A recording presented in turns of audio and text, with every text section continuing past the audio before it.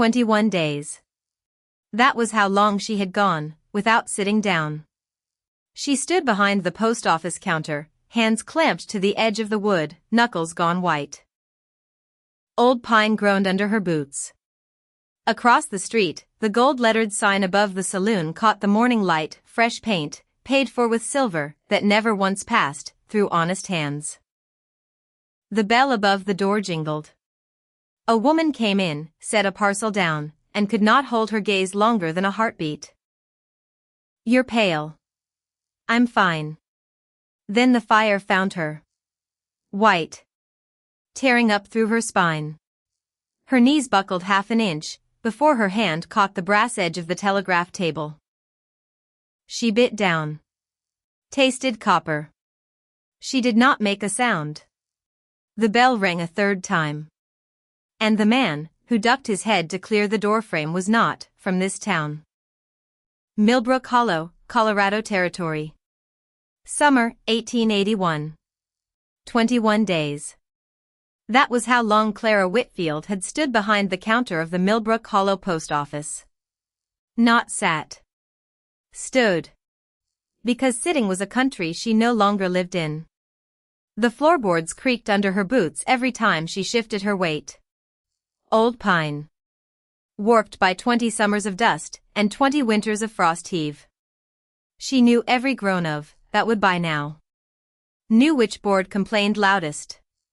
Knew which one to avoid. Because avoiding pain had become her whole education. The morning light came in low, through the front window, cutting a pale gold line across the mail slots. Dust hung in it. Just floating there. Suspended. Like even the dust didn't want to settle in this town anymore. Clara gripped the edge of the counter. Knuckles white. Jaw tight. She counted her breaths the way her mother taught her to count stitches. In. Hold. Out. Slow. It didn't help. Nothing helped. But counting gave her hands something to do besides shake. The bell above the door jingled. Louisa Bramwell swept in first, chin high, basket on her arm, smelling of lye soap and cinnamon. The baker's wife. A woman who had once brought Clara peach preserves the week her father died, and who now could not look her in the eye for longer than a heartbeat. Morning, Clara. Louisa didn't stop moving. Set a parcel on the counter. Didn't look up. Morning. You're pale. I'm fine. Louisa's eyes flicked toward the window. Toward the saloon across the street. The one with the gold-lettered sign. Voss and Sons. Freshly painted last spring. Paid for, everyone said, with silver that never once passed through honest hands. Louisa's mouth tightened. You ought to rest, she said. Quiet now. Almost kind. Whatever ails you. I can't rest, Louisa. Why not? Clara's throat closed. Because resting meant sitting. And sitting meant the fire came back. The tearing. The white-hot lightning that lived low in her spine and did not care whose company she kept. It came whether she was alone or watched. Whether she wept or held her tongue. Just tired, Clara said instead. That's all. Louisa nodded. Too fast. The nod of someone grateful for a lie they didn't have to challenge. She paid for her stamp. Left without another word. The bell rang again on her way out. Cheerful little sound. Obscene, really, in a room this heavy. Clara stood alone in the silence that followed. And let herself lean, just for 1 second, against the counter's edge. Not sitting. Never sitting. Just leaning. She thought about her father. Because she always thought about her father, when the pain got loud enough to drown everything else out. Jonah Whitfield. Dead 8 years now.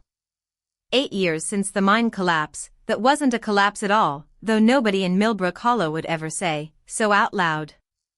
She'd been 14 when they carried him down from the silver fork claim on a door taken off its hinges. 14, and already learning the particular silence of a town that had decided, collectively, without a single meeting or vote, what truths it would allow itself to hear.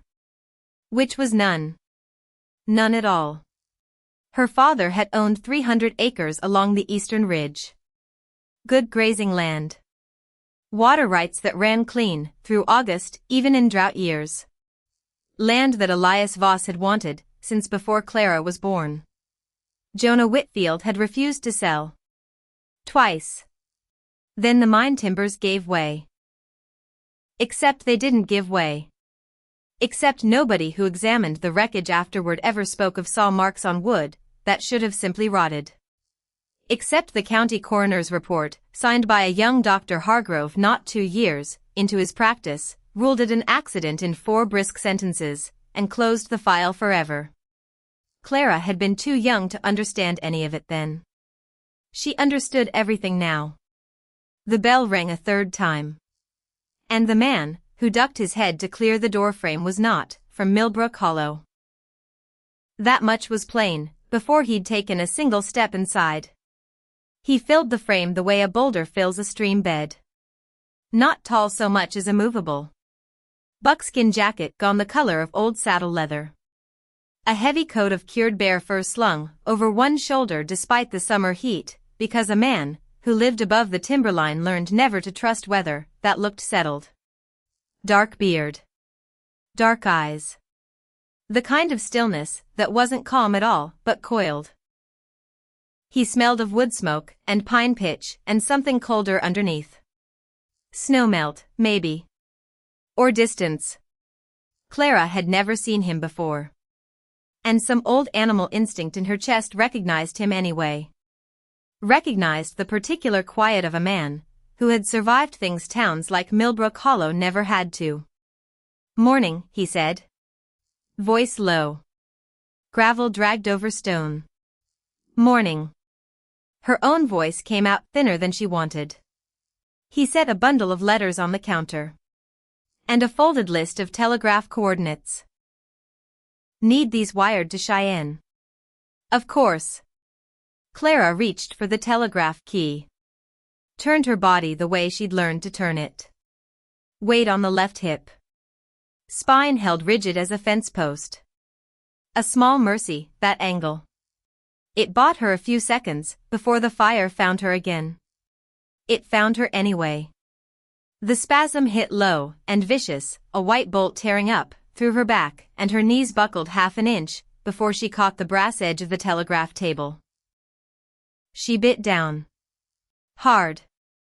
Tasted copper. Did not make a sound. Almost didn't make a sound. A small broken breath escaped her anyway. Just one. Sharp and involuntary. She expected him to look away. Everyone looked away. That was the whole shape of her life now. Louisa looking away. Doc Hargrove looking away. The mayor's wife, the shopkeepers, the Sunday congregation filing past her pew, with their eyes fixed carefully on hymnals.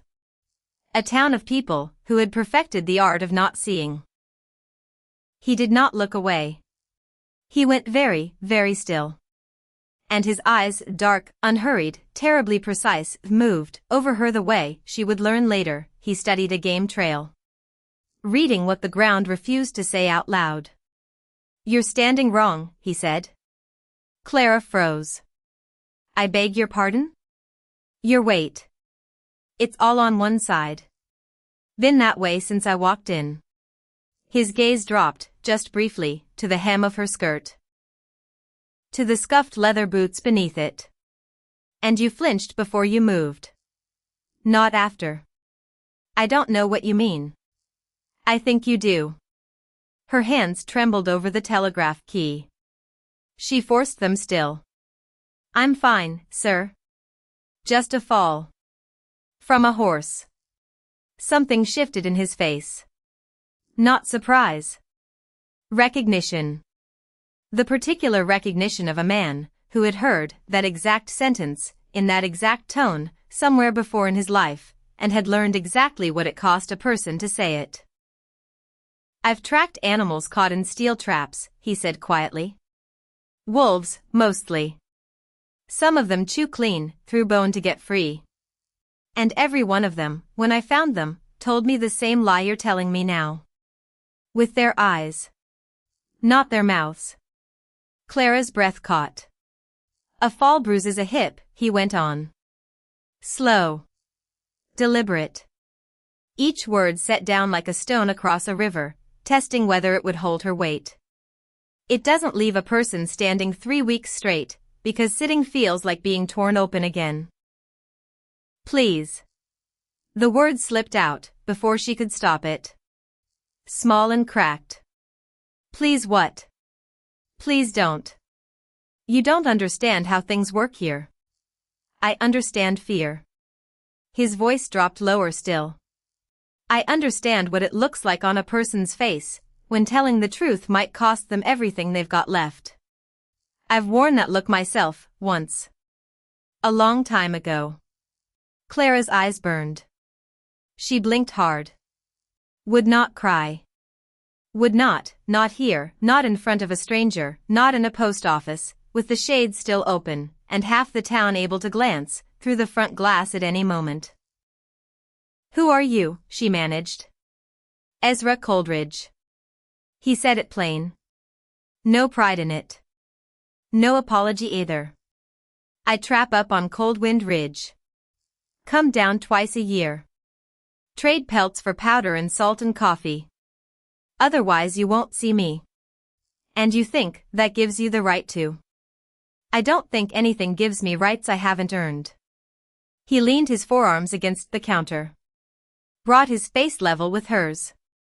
Close enough now that she could see the small white scar bisecting one eyebrow. Close enough to smell wood smoke and something underneath it that might have been grief, grown old and quiet with time. But I know sepsis when it's standing in front of me. Fever in the neck. Gray around the eyes. Whatever's under that skirt is rotting, and it's rotting fast, and in about 4 more days this town is going to be measuring you for a box instead of ignoring you. The words landed like a slap. Because they were true. Because she had felt the fever climbing for 2 nights now, had felt her own thoughts going soft and slippery at the edges, had begun, in the smallest and most terrified corner of her mind, to wonder if she might actually die standing behind this counter, with nobody in Millbrook Hollow ever once asking why. It hurts when I sit, she whispered. The confession just came. Unplanned. Unstoppable. Like a dam finally giving way, after weeks of holding back a flood no one else would acknowledge existed. It hurts so much I can't remember what it felt like not to hurt. And nobody in this whole town, will even ask me why. Ezra Coldridge's jaw tightened. Something moved behind his eyes. Not pity. She would learn, later, that he had none of that particular currency to spend. What moved there instead was colder. Harder. The look of a man doing arithmetic, with another person suffering and arriving, very quickly, at a sum he did not like. Close the shop, he said. I can't. Mayor Voss requires the office stay open until. I don't give one solitary damn what Mayor Voss requires. His voice didn't rise. Didn't need to. You're going to lock that door. And then you're going to tell me exactly what happened to you. And then I am going to fix what I can fix, and we are going to figure out the rest. Clara stared at him. 21 days of silence. 21 days of Louise's averted eyes, and Doc Hargrove's tired sighs, and Mayor Voss's careful, oily concern that always somehow curdled into a warning before the conversation ended. And here was a stranger. Smelling of pine smoke. Offering nothing but plain, unbothered belief. She hobbled to the door. Flipped the sign. Closed hung crooked on its little brass hook, swinging slightly, and she pulled the green shade down, with a hand that would not stop shaking. Behind her, the telegraph office fell into a hush so complete she could hear her own pulse. Ezra guided her toward the back room. Did not touch her more than necessary. Did not rush her. When she stumbled on the threshold, he simply stood close enough to catch her, if she fell, and let her find her own footing instead. There was a cot back there. A stack of grain sacks. A small window looking out over the alley, its glass gone amber with dust. "Lean here," he said, nodding to the sacks. "Don't sit. Not yet. Just lean forward. Take the weight off your legs." She did. And the relief of it, even that small mercy, made her eyes sting all over again. He pulled up a low wooden stool. Sat beside her. Waited. "Tell me," he said. "All of it. Start wherever it starts." So she told him. Because there was nothing left in her strong enough to keep holding it in. Because the fever was rising, and the pain was rising, and some deep animal part of her recognized that this was, perhaps, the only chance she would ever get. She told him about the trail near Miller's Creek. About the errand 3 weeks back, a telegram meant for the Voss ranch, delivered at dusk, because Nathaniel Voss had insisted, again, on personal service instead of the ordinary mail route. About how he'd been drinking. About how he'd cornered her horse against the creek bank, and said things no decent man says to a woman who has never once encouraged him. About how she'd refused him. Clearly. Firmly. The way her mother taught her to refuse anything that felt wrong, before it had the chance to become something worse. About how refusal, to a man like Nathaniel Voss, was simply an insult requiring correction. She told him about the rope. The rawhide, dyed a deep oxblood red, custom ordered from Denver, that Nathaniel wore coiled at his saddle horn like some kind of trophy. About how he'd looped it around her ankles, while she fought him, laughing the whole time, calling it a lesson. About the jolt when his horse lurched forward. About the ground. She did not have words, even now, for what the ground had felt like. Shale. Hardpan. Gravel sharp as broken glass, tearing through wool skirts that had never once been built to withstand being dragged a quarter mile behind a spurred stallion. Ezra did not interrupt. Did not flinch, though something in his stillness deepened, with every sentence, the way a held breath deepens, before a gunshot. She told him about crawling back to town. 2 miles. On hands and knees for most of it, when her legs simply would not hold her anymore. About collapsing outside Doc Hargrove's office, as the sun came up. And about what happened next. Which was, in its own way, worse than the dragging itself. Mayor Voss was already there, she said. Voice gone flat now. Drained of feeling, the way a person's voice goes, when they've told a story enough times inside their own head, that the words have worn smooth. Waiting. Like he'd known. There was a sack on Doc Hargrove's desk. Silver coin. I saw it, before Hargrove pushed it out of sight. And the diagnosis. A riding accident. She laughed. A small, terrible sound with no humor left in it at all. A clumsy fall off my own mare. That's what's written in the county record. That's what Mayor Voss told everyone in town, before I'd even finished bleeding through the bandages. And you, Ezra said quietly. What happened when you tried to tell the truth? Clara's hands twisted together in her lap. Mayor Voss came to see me. Alone. Told me my father's old land claim, the eastern acreage, the water rights, had never been properly refiled after he died. Said the paperwork was, in his words, delicate. Said it would be a terrible shame if anyone had to go digging through old county files during a controversy. Said. She stopped. Said what? Said accidents happen twice in some families. The silence that followed was the kind that had weight to it. Physical weight, pressing down on the small back room, on the dust motes hanging in the amber window light, on the two of them sitting there among grain sacks and old rope. Ezra's hands had curled slowly into fists on his knees. He didn't seem to notice he'd done it. Your father, he said. Careful now.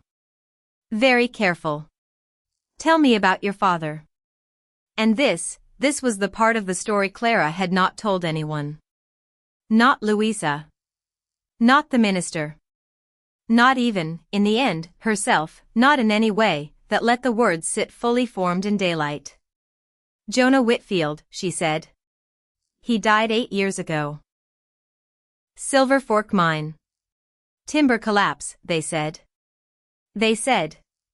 He owned land Mayor Voss wanted. 300 acres, Eastern Ridge, water rights that never ran dry even in the bad years. She swallowed. He wouldn't sell. Twice they came to him with an offer. Twice he refused. And 3 months after the second refusal, he was under 2 tons of rock, with a county report that closed the whole matter in 4 sentences. Ezra's dark eyes had gone very still. Very focused. The way, Clara would later understand, a hunter's eyes went still, when a distant shape in the brush resolved itself, all at once, into something worth tracking. Who signed that report? Clara's breath caught. Doc Hargrove, she said. The same man, who wrote riding accident in my file 3 weeks ago. He'd only been practicing 2 years, when my father died. Barely more than a boy, with a medical bag. And Mayor Voss has owned him, one way or another, ever since. Ezra sat back slowly. Something was working behind his eyes now, some cold and careful calculation, the kind a man made, when a single piece of a much larger puzzle had just clicked, unexpectedly, into place. 8 years is a long time to build a habit, he said. Almost to himself. And habits like that don't start clean. They start small. A signature here. A silence there. And then one day a man wakes up and finds he's been complicit in something, so large he can't remember the first small compromise that got him there. Clara stared at him. You believe me, she said. Barely a question. More like a fact she still couldn't quite trust was real. I believe the ground, he said. And the ground doesn't lie, even when the people standing on it do. Now. He rose from the stool. Moved to the small window, glanced out at the empty alley beyond. I need to see the wounds. All of them.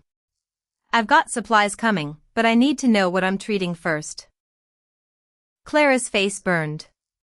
Old modesty rising up even through the fever, even through the fear, even through everything else crowding her chest at once. It's improper, she said weakly. I've packed gunshot wounds on men twice your size, who screamed less than you're about to.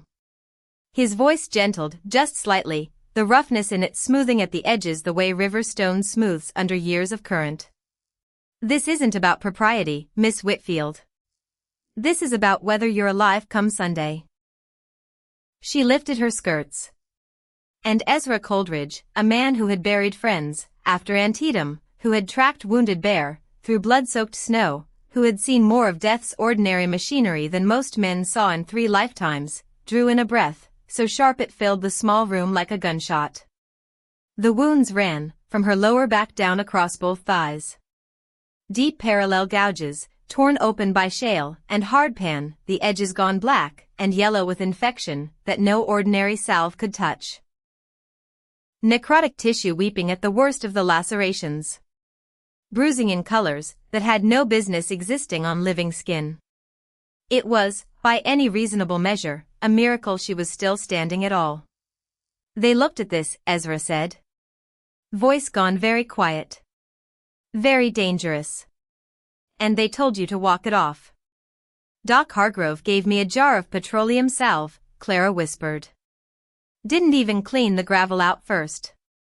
Ezra's jaw worked once. Twice. And when he spoke again, his voice had dropped into a register Clara hadn't heard from him yet, low, level, terrible in its calm. I'm going to the apothecary, he said. Not the one on Main Street. There's an old healer, Cheyenne woman, lives past the Eastern Flats. Outside your mayor's reach. I'll be back inside the hour. Wait. Clara's hand shot out. Caught his sleeve, before she could think better of it. Before you go. There's something I need to show you first. Ezra paused in the doorway. It's about my father, she said. Not the mine. Something else.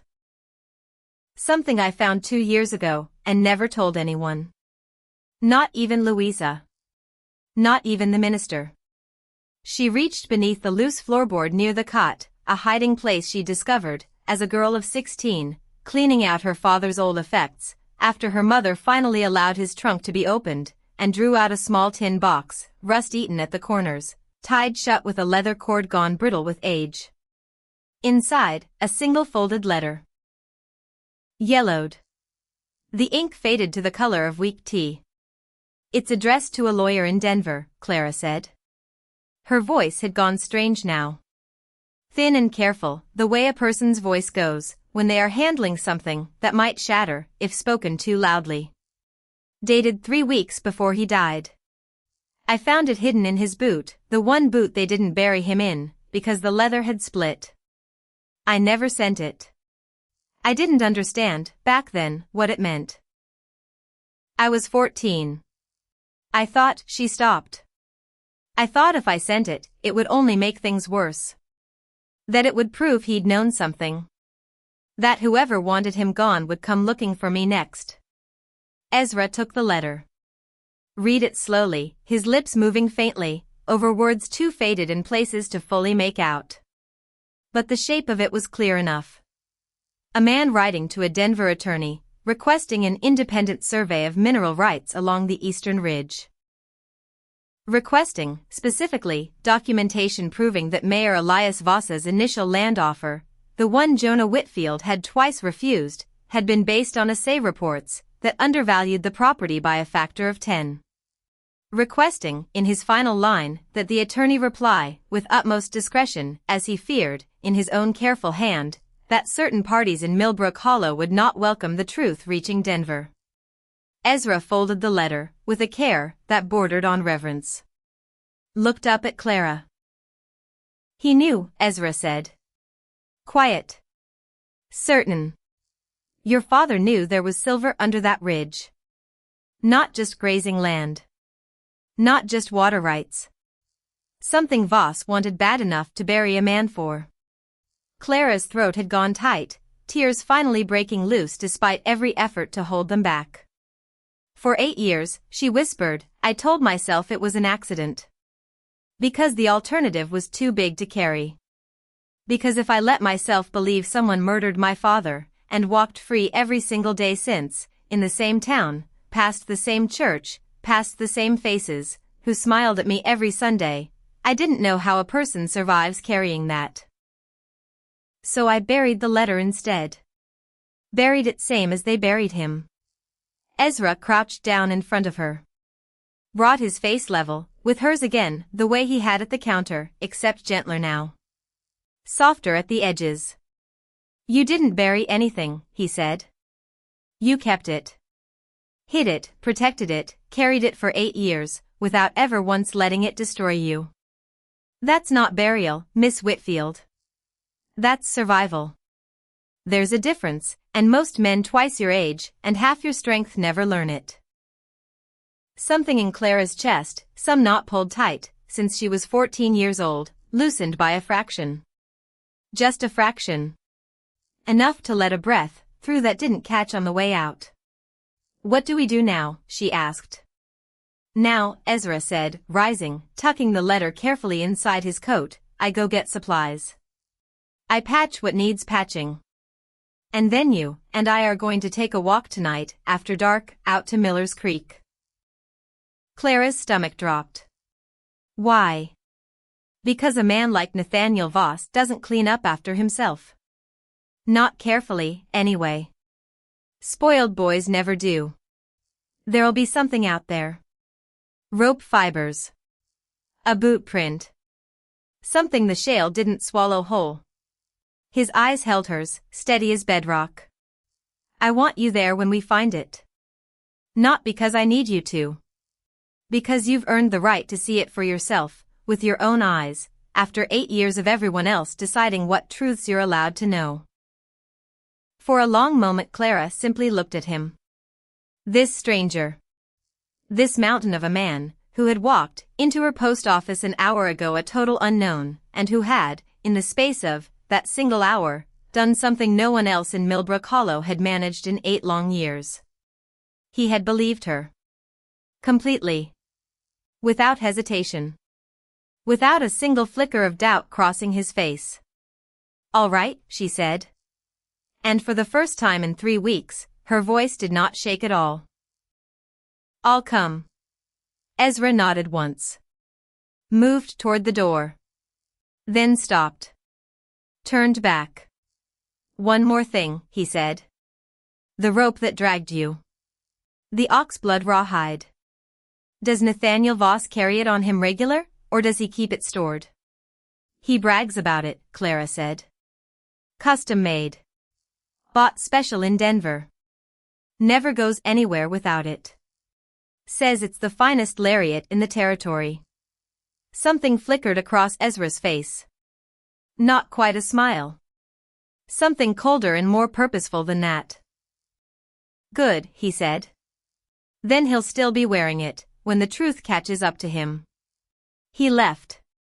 Clara sat alone in the small back room, leaning forward over the grain sacks, the tin box open beside her, her father's letter gone now, carried away in the coat pocket of a stranger she had known for less than an hour, and already trusted more completely than she had trusted anyone, since the day they carried Jonah Whitfield down off Silver Fork Ridge on a broken door. Outside, the town of Millbrook Hollow went on about its business. Wagons rattling down Main Street. The blacksmith's hammer ringing steady in the distance. Louisa Bramwell, no doubt, going about her afternoon errands, with the particular lightness of a woman who has successfully avoided a difficult truth for one more day. None of them knew yet. None of them had any idea that the quiet postmistress behind the counter of the Millbrook Hollow post office was no longer standing alone. Ezra Coleridge returned, within the hour, exactly as promised, canvas sack in hand, smelling of sage and dust from the ride out to the eastern flats. He worked through the afternoon, with a brutal efficiency that somehow never once tipped over into cruelty, cleaning the wounds, with whiskey that made Clara bite down hard on a leather strap he'd given her for that exact purpose, picking shale fragments free, with a pair of silver tweezers sterilized over a candle flame, murmuring low words of apology each time she flinched beneath his hands. And when his tweezers caught on something that wasn't stone, something small and fibrous, and dyed a deep, unmistakable oxblood red, buried deep in a laceration near her hip, he went very still. Held it up to the candlelight. A single-inch-long fragment. Braided rawhide. Torn loose, clearly, in the violence of the dragging itself. "Does Nathaniel Voss's lariat match this?" he asked. Clara stared at the small bloodied scrap between his fingers. Nodded weakly. "That's it," she whispered. "That's his rope." Ezra folded the fragment carefully into a clean scrap of linen. Tucked it inside his breast pocket, alongside her father's letter, 2 pieces of evidence now resting together, over his heart like something sacred. "It's not just a rope anymore," he said quietly. "Not anymore. It's proof. And proof, Miss Whitfield, is the one thing your Mayor Voss has spent 8 years making sure never survives long enough to matter." He finished dressing her wounds, as the afternoon light faded gold, then amber, then the deep bruised purple of a Colorado dusk settling over the eastern ridge, the very ridge, Clara realized with a chill, where her father's silver still sat buried, still worth killing for, still waiting 8 years later for someone brave enough to dig it back into the light. "Rest," Ezra said. "Not long. We ride out to Miller's Creek once the moon's up. I want that ground before Nathaniel Voss thinks to send someone back to clean it." Clara lay back against the cot for the first time in 3 weeks, without the immediate, blinding agony that had defined every waking moment since the dragging. The relief of it was so profound, so unexpected, that tears slipped free before she could stop them, not tears of grief this time, but something closer to disbelief. The strange, dizzying sensation of being believed. Outside the small window, the town of Millbrook Hollow settled into its evening rhythms. Lamplight flickering on and windows up and down Main Street. The distant sound of the saloon piano starting its nightly tune. A town that had no idea, not yet, that the ground beneath its comfortable silence had just begun, very quietly, to shift. Because somewhere in that town, a letter 8 years buried was about to see daylight again. Because somewhere in that town, a fragment of bloodied rawhide now sat folded against a stranger's heart, waiting for the moment it would matter most. And because somewhere in that town, for the first time since her father's death, Clara Whitfield was no longer alone in what she knew to be true. She closed her eyes. Listened to Ezra moving quietly through the front room, checking the street through a gap in the shade, methodical as a man clearing ground before a storm. And for the first time in 3 weeks, she let herself drift, if only for a few stolen minutes, towards something that felt almost like sleep. The moon came up thin over Cold Wind Ridge that night. A blade of light. Sharp enough to cut. Clara rode behind Ezra on the wagon bench, wrapped in a wool blanket that smelled of cedar and gun oil, every rut in the road a small betrayal against her healing back. She didn't complain. Wouldn't. Because complaining felt like something she'd used up already, spent entirely in that back room, with the whiskey and the tweezers, and the terrible calm of a man reading her wounds like a map. Miller's Creek came up dark and glittering under the stars. Ezra stopped the wagon 50 yards short. Killed the lantern. Sat listening. "Why are we stopping?" Clara whispered. "Because a smart man doesn't ride straight at a crime scene, with a lit lamp announcing his arrival." He climbed down. Offered a hand. "And because I want to hear the ground before I look at it." They walked the last stretch in silence. Moonlight enough to see by. Barely. The creek bank told its story plainly, once you knew how to read it. Gouged earth. A long pale scar, through the hard pan, where someone, had been dragged. Grass still bent wrong, 3 weeks on, in a place grass shouldn't bend at all, unless something heavy and desperate had clawed at it going by. Clara stood at the edge of it. Felt her stomach drop straight through the ground. Because seeing it was different from remembering it. Memory blurred things. Softened edges. The eye did not blur anything. The eye saw exactly how far she'd been dragged, exactly how sharp that shale still was, exactly how she had survived something the ground itself seemed almost embarrassed to still be holding evidence of. "You don't have to look," Ezra said quietly. "I do," Clara said. "I've spent 3 weeks not looking. I'm done with that." He crouched at the edge of the scar. Ran 2 fingers along a groove in the dirt. Found, 20 feet on, a scrap of fabric caught in sagebrush. Wool. Her wool, from her torn skirt hem, the color faded now but unmistakable. He didn't say anything. Just held it up. Let her see it. Let her decide what to do with the seeing. "Keep it," Clara said. Her voice steadier than she expected. "Add it to the rest." Ezra folded it into the same linen scrap that held the rawhide fragment. 2 pieces now. 3, counting the letter. Enough, almost, to matter. Almost. "There's a boot print past the willows," Ezra said, moving on. "Too small for a workhorse. Too deep for a walking gait. Somebody stood here a while. Watching, maybe, before they rode off." Clara's blood went cold. Watching who? Him. Or watching after, once he'd already. She couldn't finish. Ezra studied the print another long moment. Something tightened behind his eyes. "Can't say yet," he said. "But I don't like a second set of boots at a scene like this one. Means somebody else knew. Means somebody else said nothing. Half this town says nothing," Clara said bitterly. "It's practically an occupation around here." Ezra almost smiled. Almost. The ghost of something that might, in a kinder world, have grown into real amusement. Well, he said. That's about to change. They rode back into Millbrook Hollow past midnight, the wagon wheels loud on the empty street, every dark window a held breath, every shuttered storefront a silence. Clara was beginning to understand differently now. Not indifference. Not exactly. Something closer to fear worn, so long it had calcified into habit.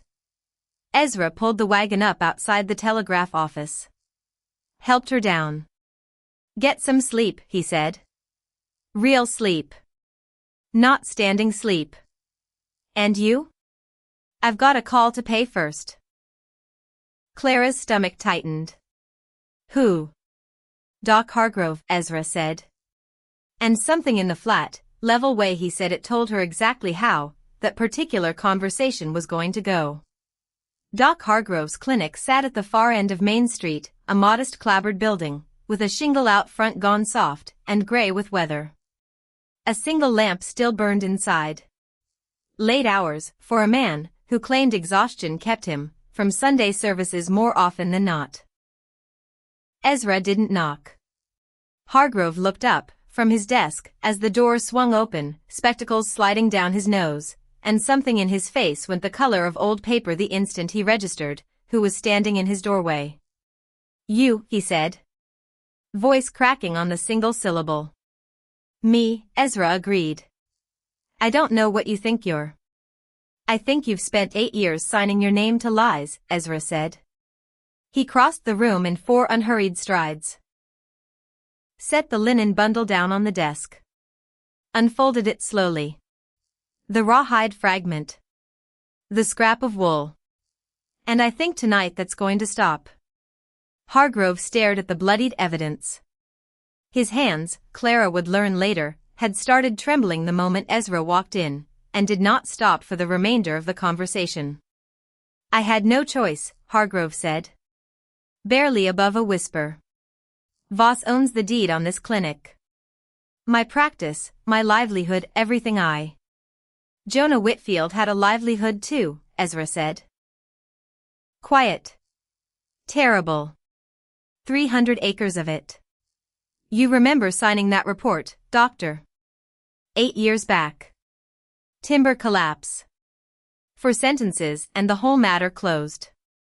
Hargrove's face went from paper gray to something closer to ash. How do you? Doesn't matter how I know. Ezra leaned across the desk. What matters is what you're going to do about it.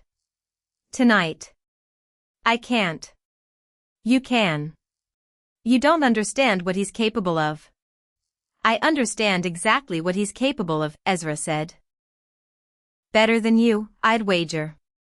I've spent 20 years reading men who think themselves untouchable. They're not complicated, Doctor.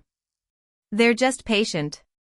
And they count on men like you staying scared long enough that patience is all they ever need. Silence stretched between them. The lamp guttered. Somewhere outside, a dog barked once, twice, then quieted. There's a ledger, Hargrove said finally. Voice barely audible. In my back room. I've kept it since the Whitfield business. Every questionable death I've been asked to sign off on since. Every silver payment Elias Voss has made to keep a coroner's report tidy. He swallowed hard. I told myself I was keeping it for protection. In case he ever turned on me the way he's turned on everyone else who's outlived their usefulness to him. How many? Ezra asked. Very quietly now. 6, Hargrove whispered. 6 deaths. 8 years. All of them ruled accidents. All of them, one way or another, connected to land Elias Voss wanted. Clara, standing silent in the doorway, until now, felt the floor tilt slightly beneath her. 6. Her father hadn't been an isolated tragedy. He'd been the first entry in a ledger. A line item in someone else's arithmetic. Get it, Ezra said. Now. Hargrove rose on unsteady legs. Disappeared into the back room. Returned a long minute later, with a slim leather-bound book, its pages soft, with handling, its ink faded in places, from repeated reading. The reading, Clara understood suddenly, of a guilty man returning again, and again to evidence of his own complicity, unable to burn it, unable to bury it, unable to do anything, but carry the weight of it in silence. Ezra took the ledger. Paged through it slowly under the lamplight. His jaw tightened with every entry. Jonah Whitfield, he read aloud. Flat. Controlled. March, 1873. Silver Fork Mine.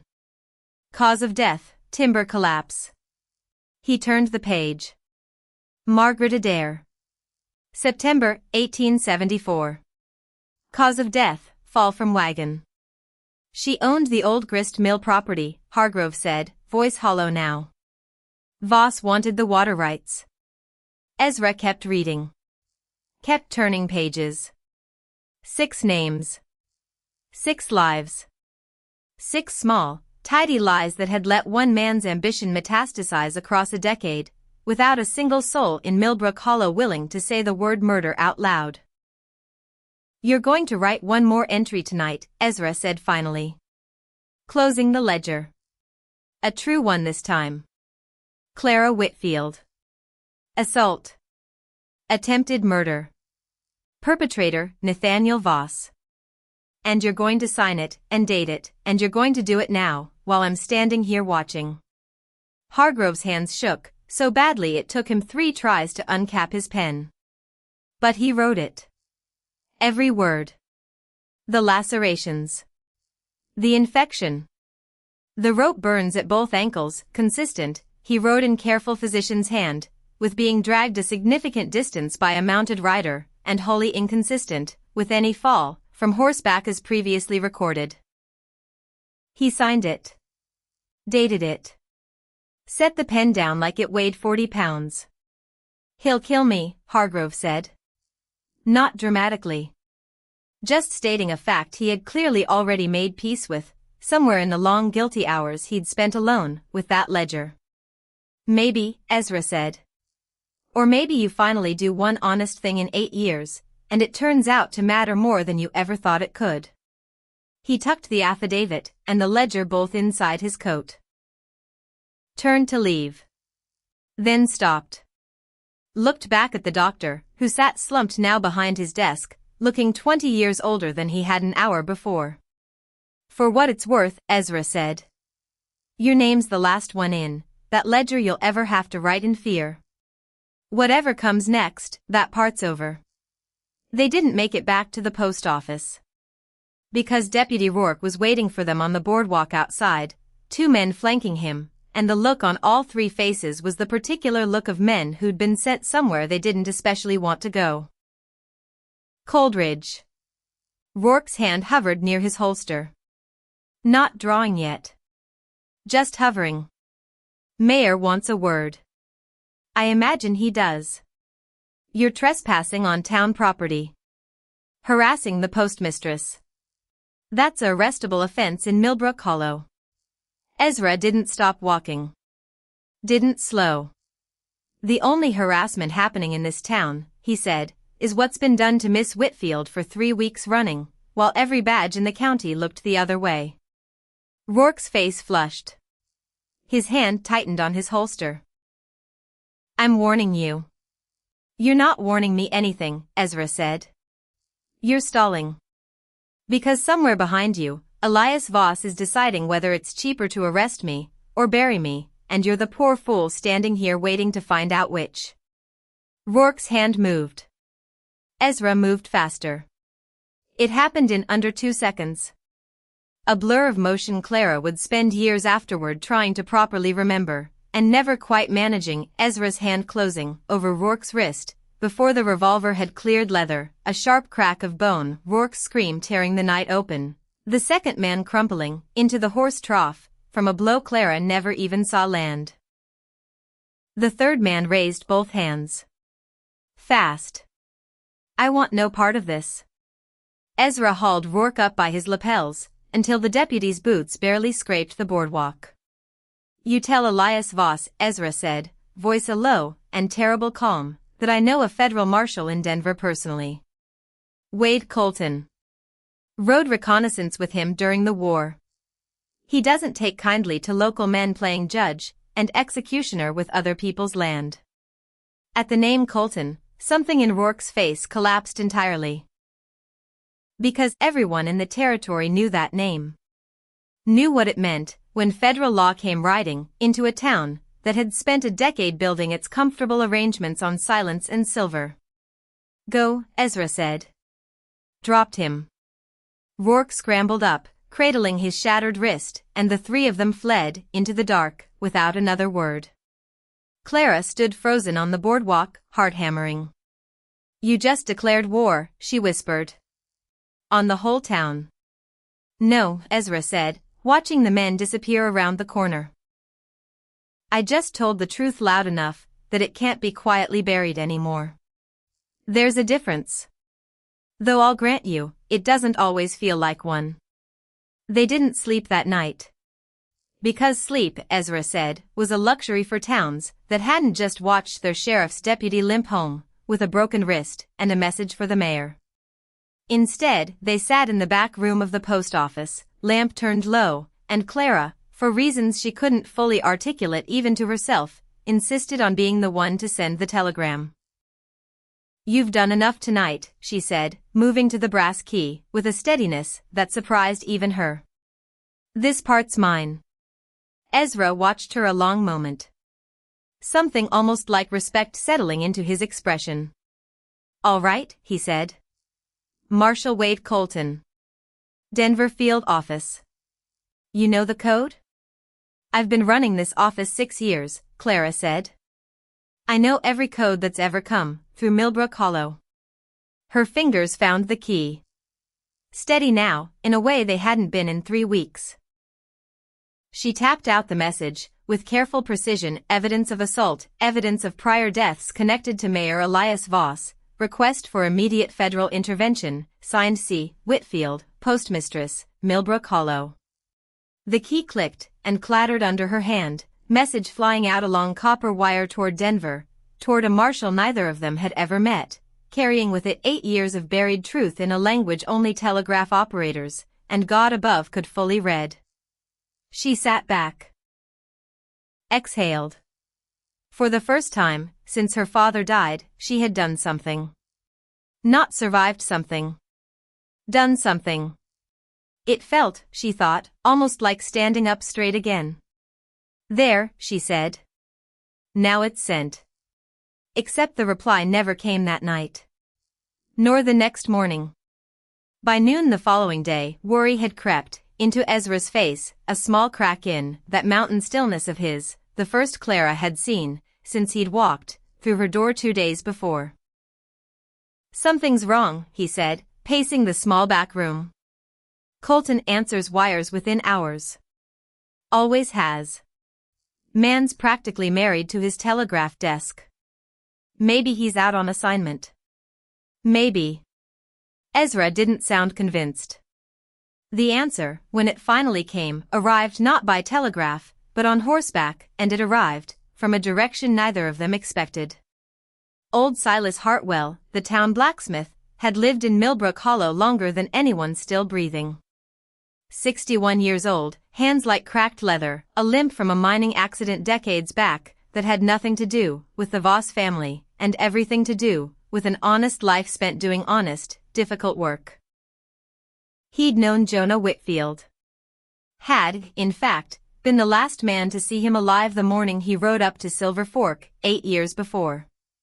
And he had, Clara would learn, spent 8 years carrying a guilt of his own, a small, private cowardice he'd never once spoken aloud, not even in confession, not even to his own wife, before she passed. He'd seen something that morning. A second rider, following Jonah's wagon up the mountain trail at a careful distance. A rider he'd recognized, even from far off, by the particular gray gelding he favored, a man in Elias Voss's employ, sent, Silas had always suspected, but never dared say, to ensure that morning's business concluded the way the mayor required. He'd told no one. Not for 8 years. Until now. Because word had reached him, the way word reaches everyone in a town like Millbrook Hollow eventually, through wives and shopkeepers, and the particular gossip that moves faster than any official channel, that the postmistress had finally found someone willing to listen. Silas rode up to the post office at dusk, dismounted with the stiff care of a man whose joints had earned every ache honestly, and knocked on the door with a fist that trembled only slightly. "Miss Whitfield," he said, when Clara opened the door. "I need to speak with the man who's been asking questions." Ezra appeared behind her. Studied the old blacksmith, with the same unhurried thoroughness he studied everything. "I'm listening," Ezra said. Silas told them what he'd seen that morning 8 years ago. The gray gelding. The second rider. The careful distance kept, the way a man keeps distance when he doesn't want to be remembered as present. "I should have said something," Silas said. Voice rough with an old, unspoken shame. "Jonah was my friend. Best man I ever knew in this territory. And I let fear buy my silence same as everybody else in this godforsaken town." "Why speak now?" Ezra asked. Not unkindly. "Because I'm 61 years old," Silas said, "and I've got maybe a decade left in me, if I'm lucky. And I'd rather spend whatever's left of my life square with my own conscience than one more day hiding behind it." He looked at Clara. Something like an apology in his weathered face. "You deserved better than my silence, girl. 8 years of it." "I'm sorry. Lord, I'm sorry." Clara felt something crack open in her chest. Not anger. Something gentler and somehow harder to bear. Because here, finally, was someone from her own town, not a stranger from the mountains, but one of her own, choosing courage over comfort. "Thank you," she managed. "For telling me now. Better late than never at all." Silas nodded. Wiped his eyes with the back of one weathered hand, embarrassed by his own emotion. "There's more," he said. "I heard, through my wife's cousin, who does washing up at the Voss Ranch, that Mayor Voss caught wind of your telegram to Denver. Somehow. Before it ever reached the marshal's desk." Ezra went very still. "Somebody's intercepting the wire," he said. "That's what I came to warn you of," Silas said. "There's a man works telegraph relay out of the county seat. Name of Perkins. Owes Voss money, gambling debts mostly, and word is he's been paid to hold back anything addressed to Marshal Colton's office." Clara's stomach dropped through the floor. "Then Colton never got it," she said. "My message. It never even reached Denver." "Not through the wire, no," Silas said grimly. "Which means whatever help's coming, it's not coming the easy way." Ezra's jaw had set into something hard and immovable. "Then we find another way," he said. "There's one more thing," Silas said, glancing nervously toward the darkened street outside. "Voss knows about the affidavit. Doc Hargrove's clinic was watched last night. Somebody saw you two go in, saw you come out with papers." He shifted his weight, wincing at some old ache in his hip. "And there's talk, ugly talk, of Voss sending men after you both. Not deputies this time. Hired men. Bounty men, brought up special from Cheyenne." Ezra absorbed this without visible reaction. But Clara, who had spent 2 days now learning the particular language of his stillness, saw something shift behind his eyes. Calculation. Strategy. The look of a man already 3 moves ahead, already planning ground he hadn't yet walked. "We can't stay here," he said finally. "Not tonight. Not another night." "Where do we go?" Clara asked. "Up," Ezra said. "Coldwind Ridge. My territory. Any man foolish enough to follow us, there is a man fighting on ground I've spent 15 years learning better than my own 2 hands." Silas nodded slowly. "I'll do what I can down here. Spread word quiet among folk I trust. There's more of us than Voss thinks. More who'd stand up, if they believed standing up might actually matter for once." Start with that ledger's copies, Ezra said, pulling a small bundle of pages from his coat, hastily transcribed excerpts he'd copied by lamplight the night before, anticipating exactly this kind of trouble. Get them somewhere safe. Somewhere Voss can't reach. If anything happens to the original, these need to survive it. Silas took the pages, with the solemnity of a man accepting a sacred charge. I lost Jonah to my own cowardice, he said quietly. I won't lose his daughter the same way.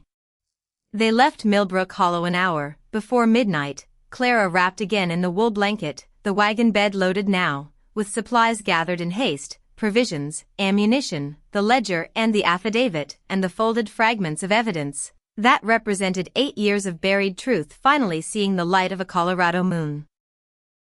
Behind them, the town's lamp-lit windows shrank into darkness, one by one, as the road climbed steadily toward the black silhouette of the mountains. Clara looked back once.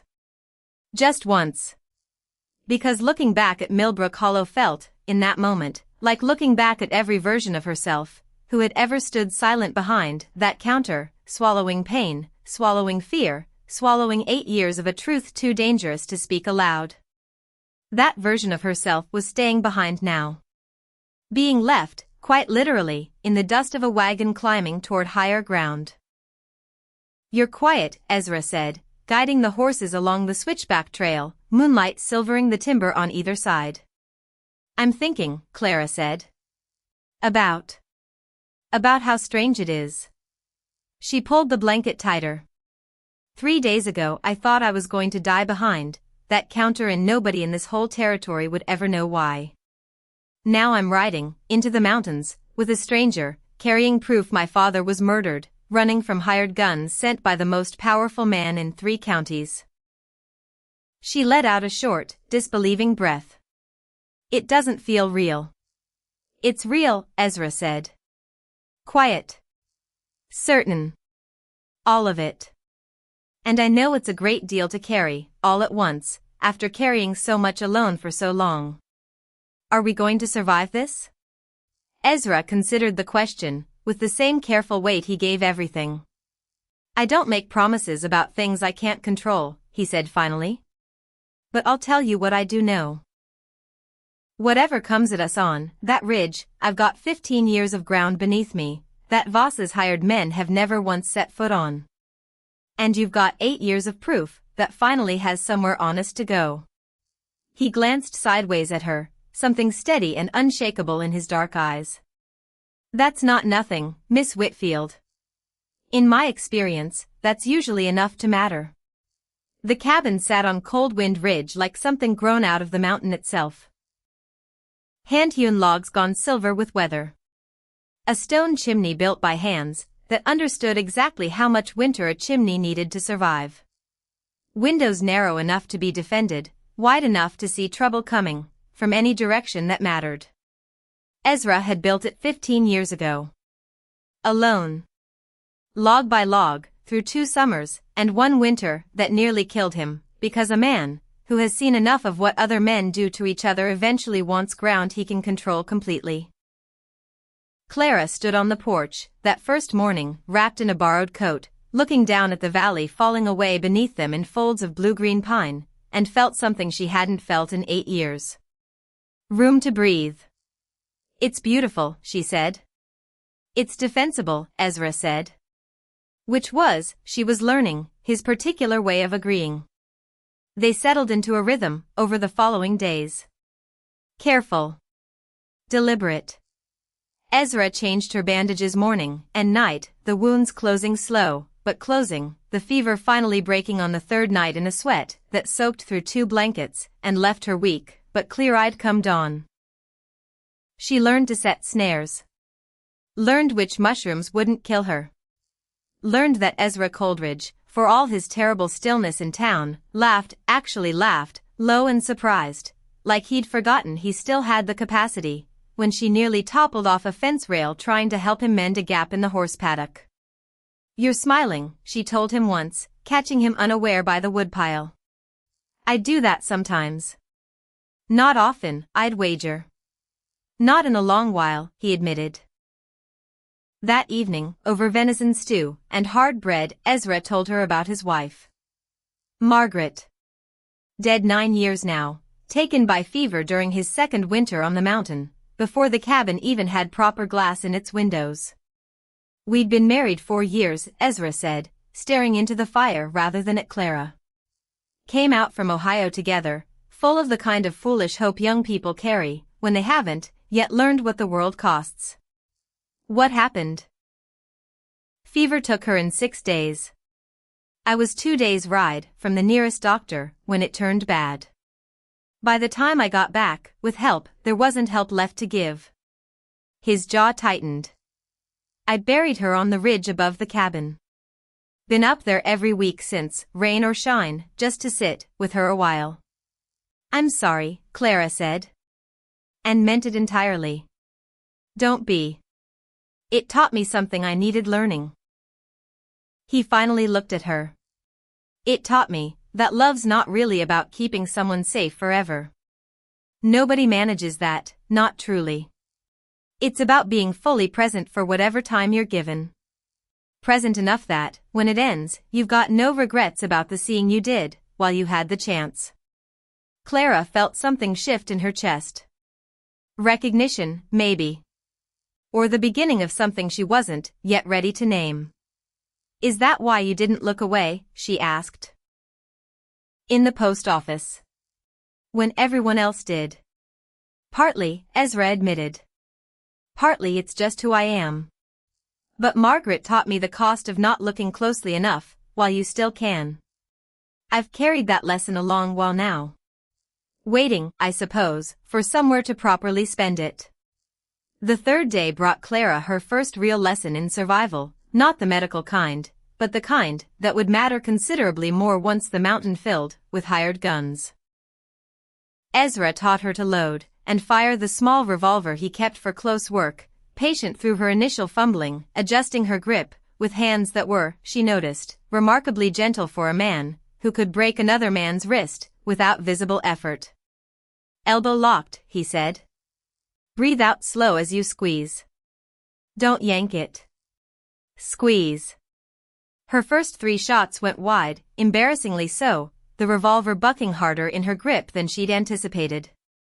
You're anticipating the noise, Ezra said. Flinching before it happens instead of after. Everybody does it starting out.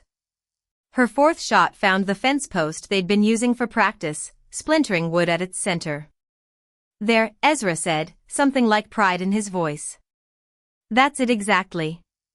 Clara stared at the shattered wood, at the smoking revolver in her own hand, and felt something unfamiliar settle into her chest. Not comfort with violence, exactly. Something more like the recognition that she was no longer entirely helpless. Again, she said. It was on the 4th evening, with the mercenaries still 2 days from arriving, though neither of them yet knew the precise timeline, that Clara asked the question that had been building in her since Miller's Creek. Do you think less of me, she asked, for wanting them to suffer? Voss. His son. All of them. There's a part of me that doesn't want justice exactly. Wants something closer to what they did to me, visited back on them in equal measure. Ezra considered this with his usual careful weight. I don't think less of you, he said. I think you're human, and humans who've been wronged, as deeply as you have, carry rage, as naturally as they carry grief. There's no shame in that. But rage makes a poor foundation to build a life on, Ezra continued. I learned that during the war. Watched good men become something unrecognizable, chasing vengeance long after the reasons for it had stopped mattering. The rage doesn't heal anything. It just spreads, usually, to people who never earned it. So what do I do with it? Let the law carry the weight it's built to carry, Ezra said. Testify. Tell the truth, plain and complete, and let men, whose job it is to judge such things, do the judging.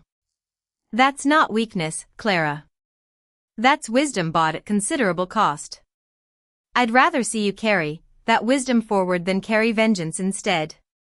Clara sat with this a long while, watching the fire burn low. "You're a strange kind of man," she said finally. "Fierce enough to break a deputy's wrist without blinking. Gentle enough to counsel patience over vengeance in the very next breath. The mountain teaches you both," Ezra said. "Fierceness to survive what needs surviving. Patience to know the difference between survival and cruelty. Most men never learn to hold both at once. I had 15 years of solitude to practice. But those quiet evenings could not last. Because down in the valley, a very different kind of morning was already being planned."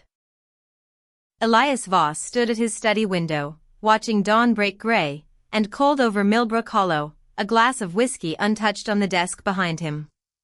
8 years he had built this. 8 years of careful arithmetic, a signature bought here, a silence purchased there, land accumulated one convenient tragedy at a time, until the ledger of his ambitions ran 6 names deep, and nobody in 3 counties had ever thought to add them up. And now a mountain man and a postmistress were threatening to do exactly that. "Sir." Nathaniel appeared in the doorway, pale, still favoring the leg he'd wrenched fleeing his own failed posse 3 days before. "The telegraph man. Perkins. He confirms it. The wire never reached Denver." "Good. But sir, if Marshal Colton doesn't hear from her?" "He'll hear from her eventually," Elias said. Flat. Calculating. "The question is whether he hears from her before or after this problem resolves itself permanently." Nathaniel's throat worked. "Father. I never meant for it to go this far." Elias turned from the window. Studied his son with something that had curdled over the years from paternal pride into something closer to contempt. "You dragged a woman a quarter-mile behind your horse because she refused you," he said. Voice cold. "You didn't mean for it to go this far. Yet here we are. I'll fix it." "You've done quite enough fixing." Elias moved to his desk. Drew out a heavy sack of coin, the weight of it settling into his palm with the particular satisfaction of a man who had never once, in 8 years, found a problem money couldn't solve. "I've sent for men. Serious men. Cheyenne bounty hunters. They'll be here within 2 days. And if they fail?" Elias's eyes went hard as flint. "They won't fail," he said. "Because I've also sent word to a friend in Denver. A man on Marshal Colton's own staff. A man who owes me a debt considerably larger than his salary." A thin, humorless smile. "Whatever wire the postmistress manages to send eventually, it will arrive on a desk already prepared to lose it." Nathaniel stared at his father. Something in his son's face, Elias noted, with distant irritation, looked almost like fear. Not of the law. Of him. "Get out," Elias said. "And pray, boy, that these mercenaries succeed where you failed." The mercenaries who rode up from Cheyenne 2 days later numbered 8, led by a flat-eyed man named Garrett Kessler, who had, in his previous career, hunted men for bounty across 4 territories, and never once lost a target he'd been properly paid to find. They made camp at the base of Cold Wind Ridge on a gray, wind-scoured afternoon, and Kessler studied the mountain rising above them, with the particular respect a professional gives ground he doesn't yet understand. "Man's had 15 years to learn this terrain," he told his men. "We go up careful. Slow. Whoever spots trouble first calls it out loud. Nobody's a hero up here. Heroes die first." Nathaniel, insisting on riding along despite Kessler's clear disdain for amateurs, sat his horse at the edge of camp, checking his revolver, with hands that hadn't quite stopped shaking since the day at Miller's Creek. He did not notice the boy watching from the tree line above. Tobias Renner was 12 years old. Small for his age, quick on his feet, the son of a widow, who took in washing on the edge of Millbrook Hollow. He'd seen things, over the years, that a boy his age had no business seeing, including, 3 weeks back, the aftermath of what happened at Miller's Creek, a sight he'd never told a living soul about, not even his mother, because Nathaniel Voss had found him hiding in the brush, that morning and made very clear, in very specific terms, what happened to boys who talked. But word had reached him too, the way word reaches everyone eventually. That the postmistress had found someone willing to believe her. That the truth was finally climbing toward daylight. And Tobias, 12 years old, and carrying a guilt that had kept him awake most nights for 3 weeks running, had decided he was done being afraid. He'd slipped out before dawn. Started up the mountain trail alone, planning to reach the cabin, tell Mr. Coleridge everything he'd seen. That morning at the creek, the second rider Nathaniel had never known was watched, the exact words Nathaniel had shouted, as he spurred his horse. He made it exactly, as far as the mercenary camp, before Kessler's youngest gunman spotted movement in the brush, and dragged him out by the collar. "Well now," Kessler said, studying the boy, with cold professional interest. "Looks like the mountain's already sending us gifts." Nathaniel's face went white. I know that, boy." "Course you do." Kessler's mouth twisted into something that wasn't quite a smile. Every rat knows the other rats in its own particular hole. He crouched down to Tobias's level. "You were headed up that mountain, weren't you, boy? To warn somebody?" Tobias said nothing. Jaw clenched. Eyes burning with a defiance 12 years old shouldn't have to summon. "Doesn't matter," Kessler said, straightening. "You're worth more to us now than any warning you were carrying." He glanced at his men. "Tie him. He's coming up the mountain with us. A hostage is worth 10 guns, in the right circumstances." Ezra spotted the ravens first. A whole flock of them, bursting suddenly skyward, from the timber a mile below the cabin, wheeling and calling in the particular panicked pattern, that meant something large had disturbed their roost. He was on the porch in an instant, rifle already in hand, eyes narrowed against the pale morning light. "They're coming," he said. Clara's stomach dropped. "How many?" "Can't say for certain. More than a few, judging by how far that flock scattered." He moved through the cabin, with brisk, economical purpose, checking ammunition, testing the bar across the door, running through a mental inventory of 15 years' worth of careful preparation. "I've spent 3 days rigging this ridge," he said. "Every trail up here, I know better than my own hands. They'll come thinking they're hunting one man. They're about to learn different. What do I do? Stay inside. Bar the door." He met her eyes, something steady and certain passing between them. "Don't open it for anyone." "Not anyone, Clara. Not until you hear my voice calling your name." It was the first time he'd used her given name. "Not Miss Whitfield. Clara." Something in her chest tightened at the sound of it, at the weight he'd put behind it, like a promise spoken in shorthand. "Ezra." She caught herself, steadied her voice. "There's too many. I heard the ravens too. That's not one man's worth of trouble." "They're city men," Ezra said. "Hired guns, most of them, used to numbers doing their thinking for them. Up here, the mountain does half my fighting, before a single shot's fired." He checked the Winchester's action. "I promised I'd protect you. I intend to keep that promise." He kissed her forehead. Quick. Fierce. Then he was gone, out into the timber, moving with the silent economy of a man who had spent 15 years learning to become part of the ground he walked on. Clara barred the door. Sat with her back against it, rifle Ezra had left her balanced across her knees, and listened to the mountain go terribly, terribly quiet. The ambush began without a single gunshot.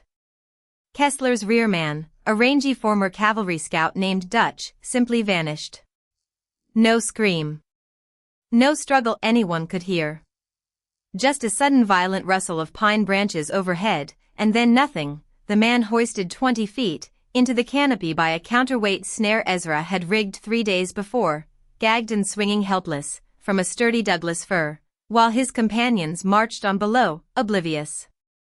10 minutes later, 2 men scouting the left flank stepped onto a patch of pine needles that looked, from above, exactly as solid as the ground surrounding it. It wasn't. The earth gave way beneath them, dropping both men 6 feet into a pit Ezra had originally dug for winter storage, its clay-slick walls offering no perches for climbing, its floor cushioned just enough by pine boughs to break bones instead of necks.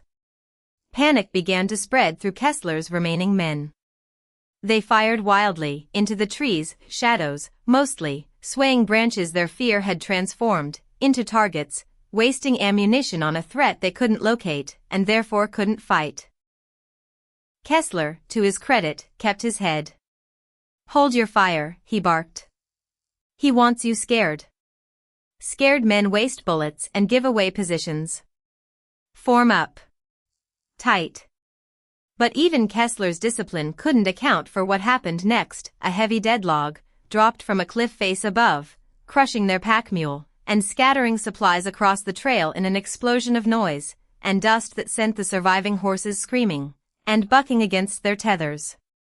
"He's toying with us," one mercenary shouted, dropping his rifle after a single precise shot from somewhere in the timber shattered its stock in his hands. "I ain't dying up here for another man's silver." 3 of the remaining men broke and ran, scrambling back down the mountain, abandoning the mission entirely. Which left Kessler, 2 remaining hired guns, and Nathaniel Voss, with Tobias bound and gagged between them, the boy's wide frightened eyes tracking every shadow in the timber. "He's using the boy as cover," Kessler muttered, dragging Tobias forward by the rope binding his wrists. "Which means he won't shoot blind. Not with a child in the line of fire." A grim, calculating smile. "Good. That buys us time to reach the cabin." Inside, Clara heard the gunfire, sporadic, chaotic, then falling into an unsettling silence, and felt her heart hammering against her ribs, so hard it hurt. Because silence, she was learning fast, could mean victory. Or it could mean something far worse. She rose from her position at the door. Moved to the narrow window facing the trail, rifle held the way Ezra had shown her 3 days before, hand steadier than she expected given the circumstances. Through the gap in the curtain, she saw them coming. Kessler in the lead, revolver drawn. 2 more men behind him, weapons ready. And between them, small and bound, and terrified. Tobias, Clara breathed. The Renner boy. 12 years old.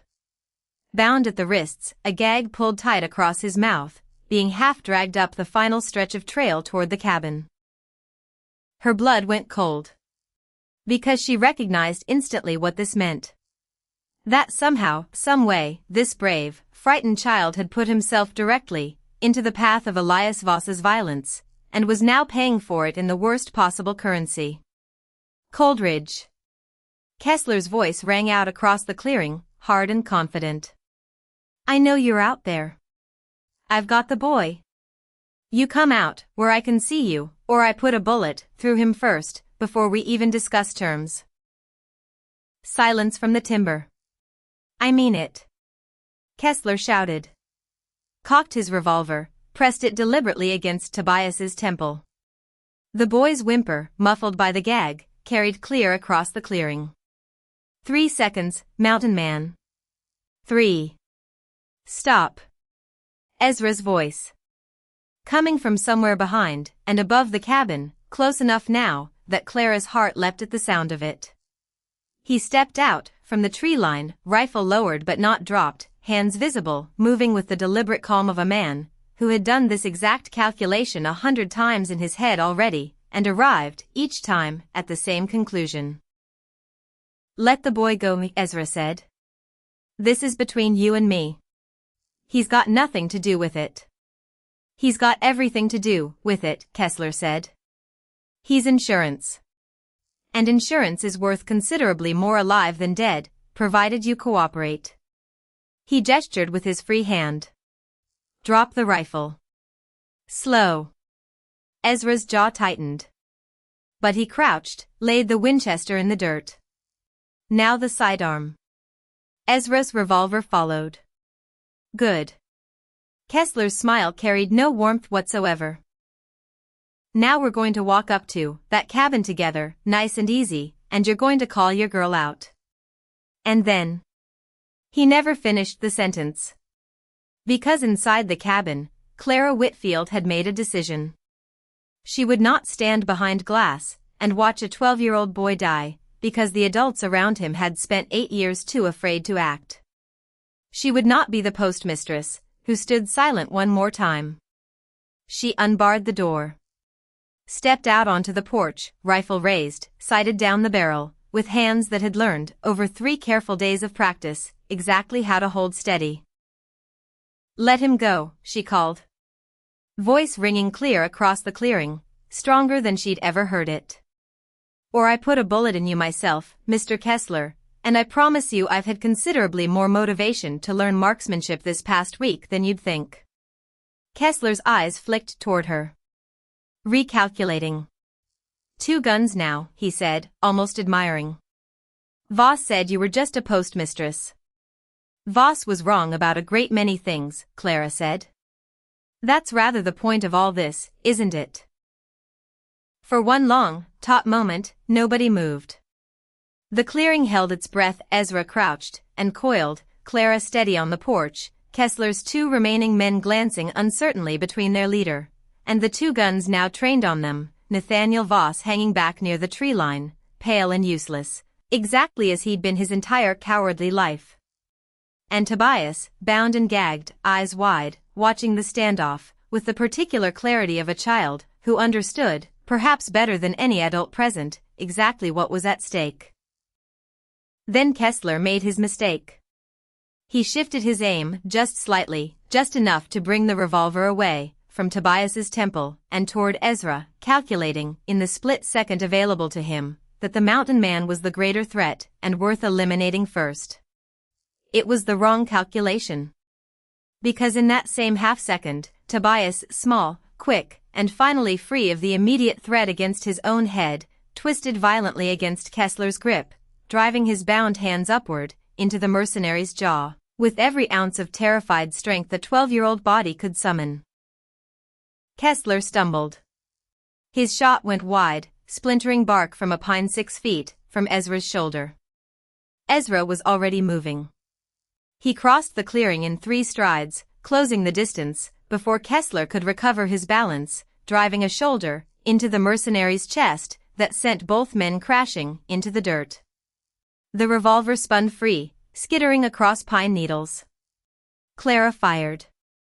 Her shot caught the nearest hired gun in the shoulder, spinning him hard against a tree trunk, his own weapon discharging harmlessly into the dirt as he collapsed.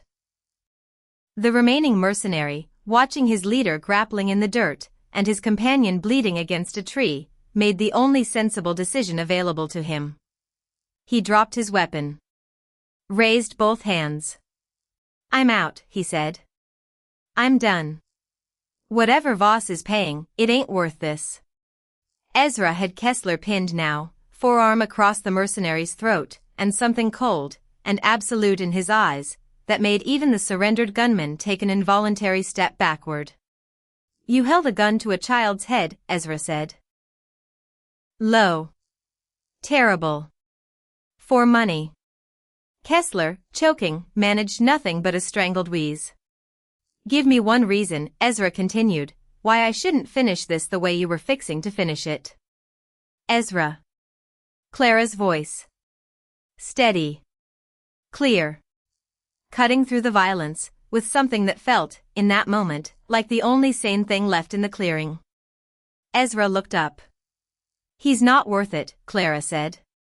"Let the law handle him. That's what we've been fighting for, isn't it? Not to become the same as them." For a long moment, Ezra didn't move. The old war in him, the part that had learned, over years of hard survival, that mercy was often a luxury the mountain couldn't afford, warred visibly, with something gentler, something Clara's steady voice had reached in him. Then he released Kessler. Rose. Stepped back. "Bind them," he said to no one in particular, though his eyes never left Kessler's face. "All 3. We'll let the marshal sort out what they're worth." Clara ran to Tobias the moment the immediate danger passed, dropping to her knees beside him, working the gag free, with trembling fingers. "Are you hurt?" she asked. "Tobias. Look at me. Are you hurt anywhere?" The boy shook his head, tears finally breaking free now that the terror had somewhere safe to go. "I'm sorry," he said, voice cracking. "I should have said something sooner. 3 weeks ago. I saw it happen. I saw him do it to you, and I hid in the brush like a coward, and I never told anybody, and I—" "You were 12 years old," Clara said fiercely, pulling him into an embrace.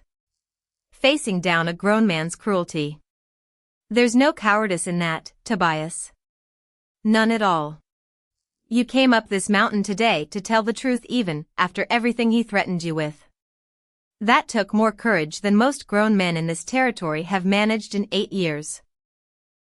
Tobias wept into her shoulder. And Clara, who had spent 8 years believing herself entirely alone in her grief, found something unexpected in comforting this frightened, brave child, a kind of healing she hadn't known she still needed. Ezra worked silently, binding the surrendered mercenaries, with practiced efficiency, until his gaze found Nathaniel Voss still standing frozen near the tree line, revolver hanging forgotten at his side. "You," Ezra said. Nathaniel flinched. "Your turn." Ezra didn't beat him. Didn't need to. Instead, he simply walked toward the trembling young man, with the same unhurried certainty he brought to everything, and Nathaniel, coward to the last, turned and ran. He made it perhaps 30 yards down the trail, before a lariat, dropped with precise, contemptuous accuracy from a branch overhead, caught him neatly across the shoulders, and yanked him backward off his feet. The same oxblood rawhide, Clara realized, watching from the porch. His own rope. Salvaged, along with the rest of the evidence, from that terrible night 3 weeks before. Nathaniel screamed as he was dragged, a brief, humiliating echo of exactly the violence he'd inflicted on Clara, though Ezra dragged him only 10 yards, before hauling him upright, and securing him firmly to the trunk of a massive pine. "You're going to freeze up here," Nathaniel sobbed, struggling uselessly against the rope. "My father will hang you for this." "Your father," Ezra said, tying the final knot, with methodical care, "is currently discovering that federal marshals take a considerably dimmer view of 8 years of buried murders than local juries ever have." "You don't know that." "I know it well enough," Ezra said, "because I sent a second message myself, 3 nights back. Through a channel your father's bought man in Denver never thought to watch." Nathaniel's face drained of what little color remained in it. Because this was, in fact, precisely true. What Ezra hadn't told anyone yet, not even Clara, was that on the second night at the cabin, unable to sleep, unable to trust that a single telegraph wire represented their only path to justice, he'd written a second message. A physical letter, carried down the mountain in the dead of night by a trusted old trapping partner, who owed Ezra his life twice over, and mailed not through Millbrook Hollow's compromised telegraph office, but through a private courier route running directly to Marshal Colton's personal address in Denver. A message that had, in fact, already reached its destination 3 days ago. The federal deputies arrived the following morning, riding up the mountain trail in careful formation, led by a broad-shouldered lieutenant named Aldous Wren, who had, Clara would learn, served under Marshal Colton for over a decade, and possessed a reputation for absolute incorruptibility that made him precisely the wrong man for Elias Voss's schemes to have overlooked. They found Kessler and his surrendered mercenaries bound and waiting exactly where Ezra had left them. They found Nathaniel Voss still tied to his pine tree, cold, humiliated, weeping with a self-pity that inspired no sympathy whatsoever in the deputies, who cut him loose only to immediately place him under formal arrest. And they found, waiting patiently on the cabin porch, a postmistress and a mountain man holding between them a leather ledger containing 8 years of buried crimes, a physician's sworn affidavit, and a small tin box containing a dead man's final, desperate letter. "Marshal Colton sends his regrets he couldn't ride up personally," Lieutenant Wren said, accepting the evidence, with the careful reverence of a man who understood, immediately, exactly what he was holding. He's currently occupied arresting a certain telegraph clerk, and a certain member of his own office staff, both of whom appear to have been rather generously compensated by Mayor Elias Voss. So he got my letter, Ezra said. 3 days ago, Wren confirmed. Which is precisely why I'm standing on this mountain right now instead of reading about your funeral in next week's paper. Though I should warn you both. Mr. Voss has already retained counsel. A Denver attorney named Corwin Blackwood. Man's got a certain reputation for turning evidence trials into character trials when the evidence doesn't favor his client. Clara felt something cold settle in her chest. Meaning he'll come at you with everything he's got, Wren said. Not just the facts of the case. Everything. I'd advise you both to be ready for that before this reaches a courtroom. The march back down into Millbrook Hollow took the better part of the day, and by the time the procession reached the edge of town, federal deputies, 3 bound mercenaries, a broken and sobbing Nathaniel Voss, and at the center of it all, Clara Whitfield walking beside Ezra Coleridge, with her chin held higher than it had been in 8 long years, the entire town had turned out to watch. Louisa Bramwell stood on the boardwalk outside the bakery, one hand pressed to her mouth. Silas Hartwell watched, from his forge, arms folded, a fierce and vindicated pride written plain across his weathered face. Doc Hargrove stood in his clinic doorway, older looking than his years, but somehow lighter too, the weight of 8 years' silence finally lifted from his shoulders. And Elias Voss stood in the doorway of his own study, watching federal deputies approach his house, with warrants that carried his name, watching 8 years of careful, patient, murderous ambition collapse in the space of a single afternoon. You have no right, he said, as Lieutenant Wren produced the warrant. I am the mayor of this town. You were, Wren said. Effective immediately, and pending federal trial for 6 counts of conspiracy to commit murder, plus additional charges related to assault, land fraud, and obstruction of federal investigation. This is absurd. This girl's word against a physician's sworn affidavit, Wren interrupted. A blacksmith's eyewitness testimony placing your hired man at the scene of Jonah Whitfield's death 8 years ago. A ledger, in your own physician's handwriting, documenting 6 separate payments made to conceal 6 separate deaths. And a letter, in Jonah Whitfield's own hand, written 3 weeks before his murder, detailing precisely the silver deposits you were so desperate he never reveal.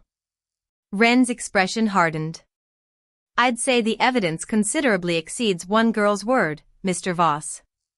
Though I'll grant you, her word was rather the thread that unraveled the entire garment. Elias Voss did not go quietly. He shouted. Threatened lawyers, connections, powerful friends in territorial government, who would surely see this outrage corrected. None of it mattered. Because 8 years of silence had finally broken, and no amount of shouting could put it back together again. But Elias Voss, even in shackles, had not yet played his final card.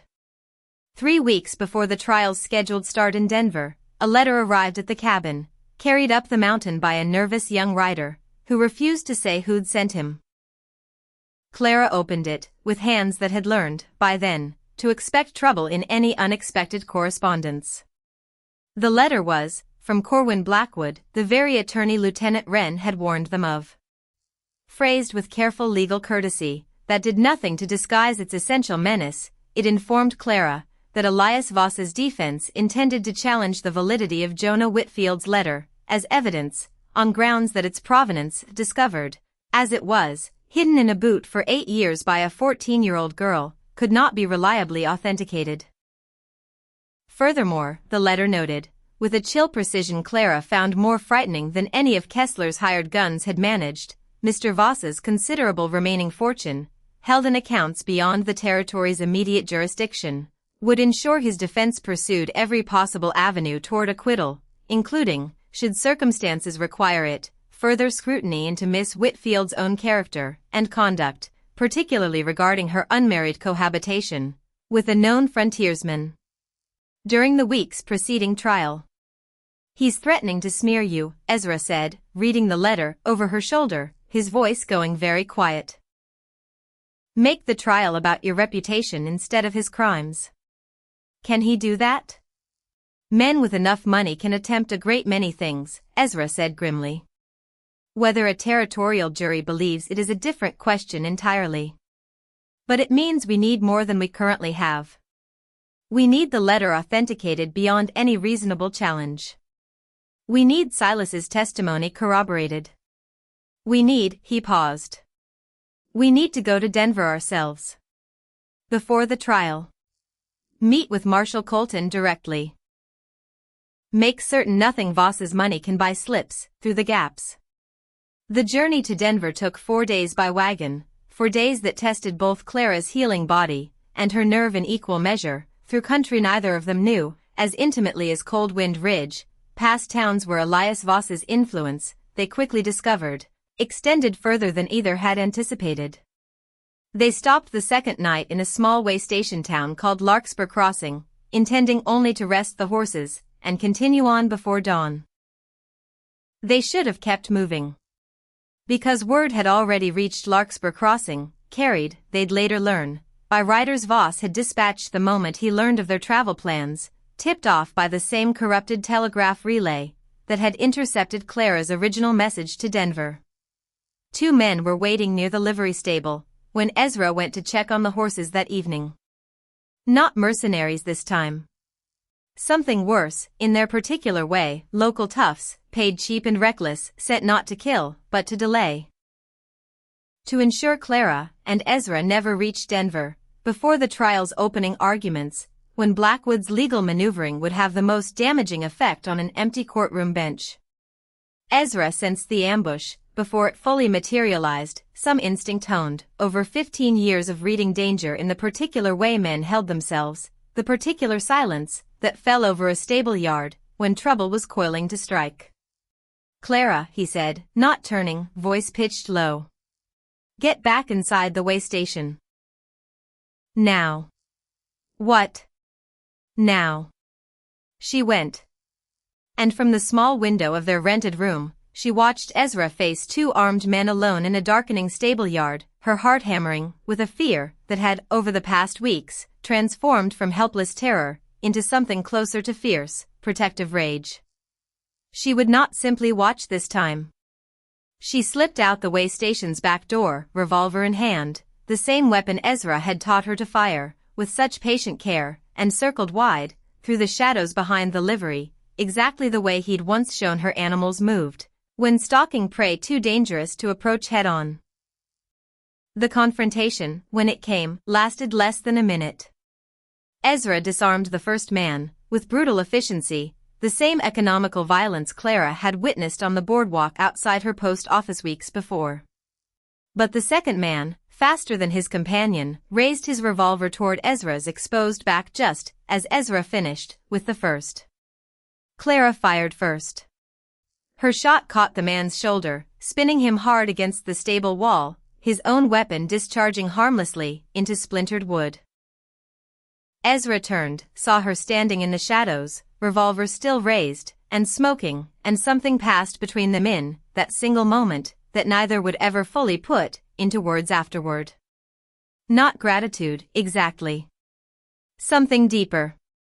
The particular recognition of 2 people who had each, in their own way, learned to stop being victims of the violence around them and become, instead, its equal match. You weren't supposed to be out here, Ezra said, breathing hard. You weren't supposed to face 2 armed men alone, Clara said. We're even. They reached Denver 2 days later, battered but unbroken, and Marshal Wade Colton, a lean, weathered man in his 50s, whose reputation for incorruptibility had, it turned out, been earned through considerable personal cost, met with them personally, within hours of their arrival. Mr. Blackwood's maneuvering doesn't concern me overly, Colton said, studying Jonah Whitfield's letter with careful professional attention. I've dealt with wealthy men's lawyers before. They're skilled at delay, less skilled at making genuine evidence simply disappear. He's threatening to attack Clara's character, Ezra said. Make the trial about her reputation instead of Voss's crimes. Colton's expression hardened. That's an old strategy. Ugly, but old.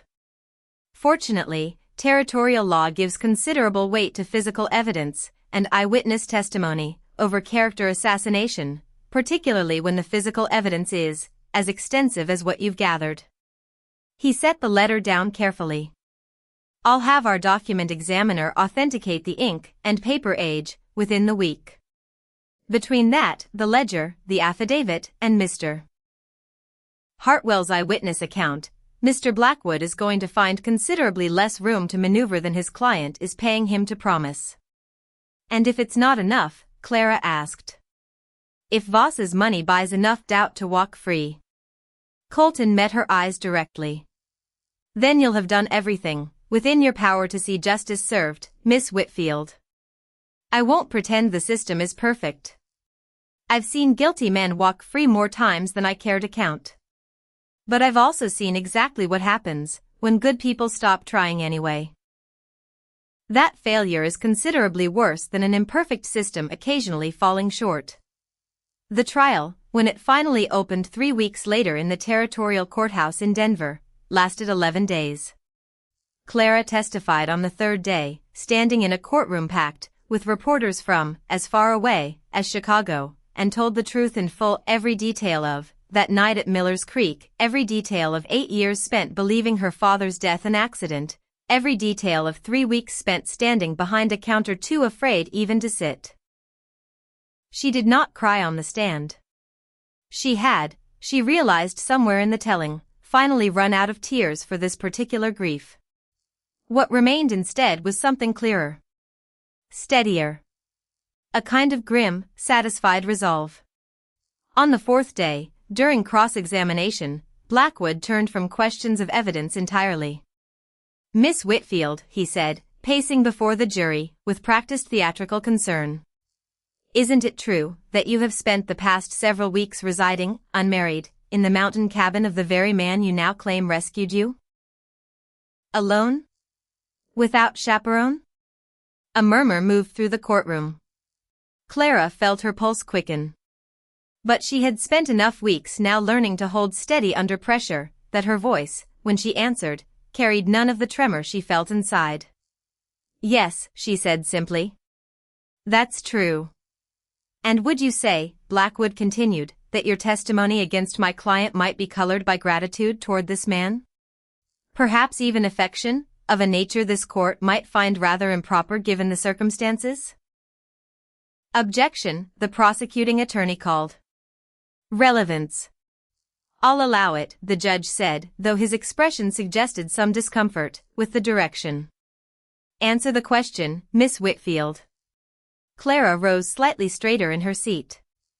I would say, she said, voice clear and steady across the packed courtroom, that Mr. Coleridge is the only person in 8 years who looked at my suffering and chose to believe it rather than look away. If that inspires gratitude, I won't apologize for it. But my testimony rests on physical evidence. This court has already examined evidence that exists entirely independent of my feelings toward the man who helped me gather it. She met Blackwood's eyes directly. The rope burns on my ankles weren't affectionate, Mr. Blackwood. The infection that nearly killed me wasn't affectionate. The 8 years of buried murders in Dr. Hargrove's ledger certainly weren't affectionate. I'd ask this court to weigh those facts, and let whatever feelings I hold toward the man who helped uncover them remain entirely beside the point. The courtroom fell silent. Blackwood, visibly wrong-footed by an answer more composed and more devastating than he'd anticipated, attempted to press further, but the damage to his strategy was already evident in the jury's faces, several members nodding slightly, one older juror actually offering Clara a small, respectful bow of his head. No further questions, Blackwood said finally, retreating to his table. Silas Hartwell testified the following day, his old voice breaking only once, when he described the shame he'd carried for 8 years, and the relief, finally, of setting it down. Doc Hargrove testified on the 6th day, and though the prosecution ultimately recommended leniency given his cooperation, the shame in his face, as he described 8 years of complicit silence left an impression on the courtroom that no leniency could fully erase. Ezra testified on the 7th day, and his testimony, delivered with the same unhurried, unshakable calm he brought to everything, carried a different kind of weight entirely, not emotional appeal, but simple, methodical fact, laid out the way a tracker lays out the evidence of a trail, piece by careful piece, until the conclusion became unavoidable. Blackwood attempted no character assault against Ezra. There was, quite simply, nothing to attack a war veteran, a solitary mountain man, with no history of violence except in direct, documented defense of a victim's life, whose account matched physical evidence at every single point. One final question, Mr. Coleridge, Blackwood said, in what all present understood was a last, somewhat desperate attempt to salvage something from his cross-examination. You've admitted to breaking a deputy's wrist. To violence against my client's hired men. Would you not agree that a man, so quick to violence, might have exaggerated certain details of this account, to justify his own actions? Ezra considered the question, with his usual careful weight. I broke a man's wrist, he said, who was drawing a weapon against me, while I stood unarmed in front of a woman he and his employer had spent 3 weeks refusing to help. I've spent 15 years learning the difference between necessary force and cruelty, Mr. Blackwood. I know that difference the way I know the ground beneath my own cabin. Everything I've testified to today matches physical evidence this court has already examined independently. If you believe otherwise, I'd invite you to explain, specifically, which detail you believe I've exaggerated, and why the ledger, the affidavit, and the letter would all happen to corroborate a lie. Blackwood had no answer. He sat down. The jury deliberated for 6 hours.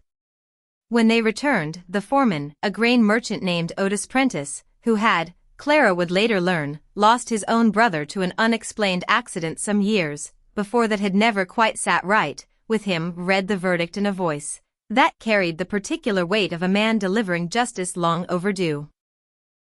Guilty. On all counts.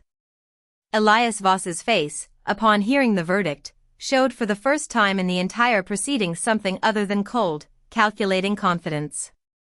Something closer, Clara thought, to genuine shock, the shock of a man who had spent so many years believing his wealth made him untouchable, that the sudden collapse of that belief left him with no framework for processing it.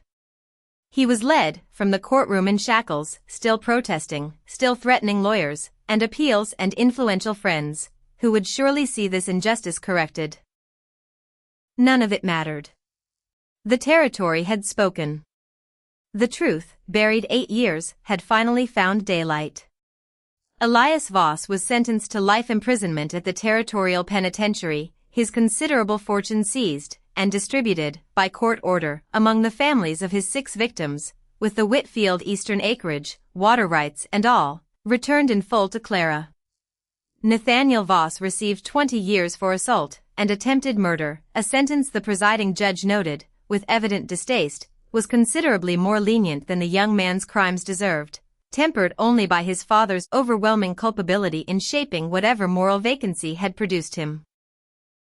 Deputy Rourke, whose testimony against his former employers had proven surprisingly thorough once the choice became cooperation or complicity, received a reduced sentence and, upon release, would go on to serve as an honest, if perpetually humbled, lawman in a territory 3 counties distant, where nobody knew his history well enough to hold it against him forever. Garrett Kessler and his surviving mercenaries received sentences appropriate to hired violence, disappearing into the territorial prison system, with the particular anonymity of men whose profession had simply run out of paying customers. Millbrook Hollow itself changed more slowly than any courtroom verdict could account for. Because a town doesn't heal from 8 years of collective silence in a single trial, however thorough. It heals, if it heals at all, one honest conversation at a time. One neighbor finally meeting another's eyes without flinching. Louisa Bramwell came to Clara, that first week, after the trial, peach preserves in hand, exactly as she had the week Jonah Whitfield died 8 years before. I should have believed you sooner, Louisa said. voice thick with a shame she'd clearly been carrying since that morning in the post office. I saw how you stood. I saw the pain in your face. And I told myself it wasn't my business to ask. You were afraid, Clara said. Not excusing it, exactly. Just naming it plain, the way Ezra had taught her to name things. Afraid isn't an excuse. No, Clara agreed. But it's an explanation. There's a difference. She accepted the preserves. Thank you for coming now, Louisa. Late is still better than never at all. Tobias Renner, hailed throughout the territory as the boy whose courage had helped bring down 8 years of buried corruption, found himself something of a local hero in the months that followed, a status he bore with the particular embarrassed dignity of a 12-year-old and used to attention. Clara made certain, in the years ahead, that his mother's washing business never wanted for customers, and that Tobias himself, when he came of age, found honest work and honest wages waiting for him should he choose to stay in the territory his courage had helped remake. He would, in fact, go on to serve as Millbrook Hollow's town marshal decades later, the youngest in territorial history, and by every account the most scrupulously honest, a fact the old-timers would attribute, with quiet certainty, to a mountain morning in his 12th year, when he'd chosen truth over fear and helped change the course of an entire town. Doc Hargrove never fully recovered his standing in Millbrook Hollow, nor did he seek to.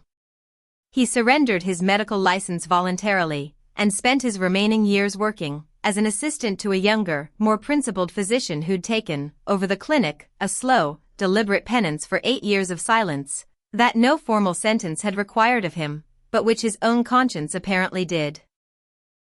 As for Clara Whitfield and Ezra Coleridge, their story, in the months following the trial, unfolded with none of the dramatic violence that had defined its beginning and all the quiet steadiness that defined its foundation. Clara returned to Millbrook Hollow that autumn, not as the frightened postmistress who'd once stood silent behind a counter, but as the rightful owner of 300 acres of Eastern Ridge land, water rights, silver deposits, and all property that had cost her father his life, and very nearly cost her the same. She did not sell it. Did not lease its mineral rights to speculators eager to profit from the very silver that had motivated 8 years of murder. Instead, she established, with careful legal guidance from a Denver attorney who had once received her father's unanswered letter and never forgotten it, a trust, land held in her father's name, in perpetuity, its silver revenues funding a small territorial fund for widows and orphans of exactly the kind of quiet, unrecorded violence that had nearly claimed her own life. She called it the Whitfield Fund. Its silver revenues would, in the decades ahead, come to support not just the families of victims, but a small territorial legal aid office, the first of its kind in the region, dedicated to helping ordinary people find the same kind of evidentiary support that had, in Clara's own case, taken a mountain man's stubborn refusal to look away. Ezra split his time in those first months between his cabin on Cold Wind Ridge and the post office in town, an arrangement that struck most observers as unusual until they understood the particular shape of the partnership growing between the mountain man and the postmistress, not a rescue, not a dead ode, but something closer to two people who had each, in their own separate griefs, learned exactly how much courage genuine partnership required. They married the following spring, in a small ceremony held not in Millbrook Hollow's church, but on the porch of the cabin itself, with Silas Hartwell standing witness, and Tobias Renner, freshly turned 13, serving proudly as the only attendant either of them required. Clara wore, at Ezra's quiet insistence, no white lace, no borrowed finery. Just a simple dress the color of autumn aspen leaves, standing on a porch overlooking the very ridge, where her father's murder had finally been answered, where 8 years of buried silence had finally broken into daylight.